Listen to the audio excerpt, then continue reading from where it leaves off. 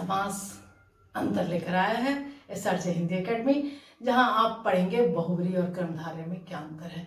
तो बहुत से शब्द बहुव्रीहि तथा कर्मधारय दोनों ही समास के उदाहरण होते हैं।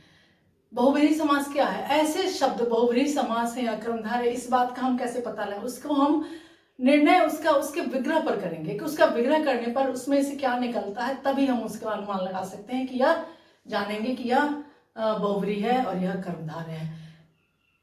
अगर समस्त पद का एक पद विशेषण और दूसरा पद विशेष्य हो तो वह हो गया कर्मधारय। उपमेय उपमान, यानी कर्मधारय में क्या है? विशेषण प्लस विशेष्य, विशेषण प्लस विशेष, और उपमेय उपमान प्लस उपमेय।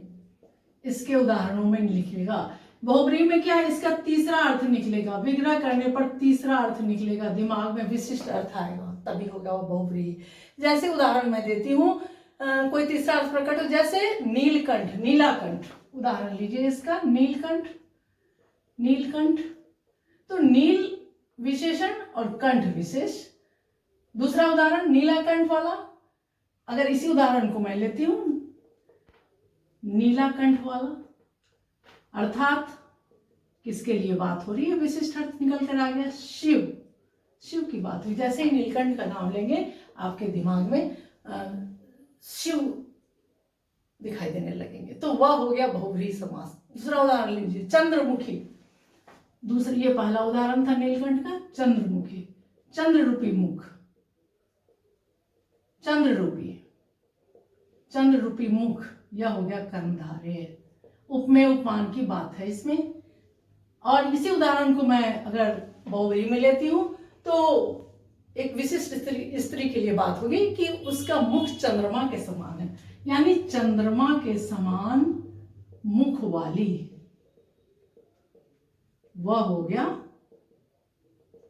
क्या है? किसी खास स्त्री के लिए बात हुई, जो स्त्री बहुत ही खूबसूरत होगी, चांद के समान जिसका मुखड़ा होगा, स्त्री विशेष की बात होगी। तो यह हो गया बहुव्रीहि।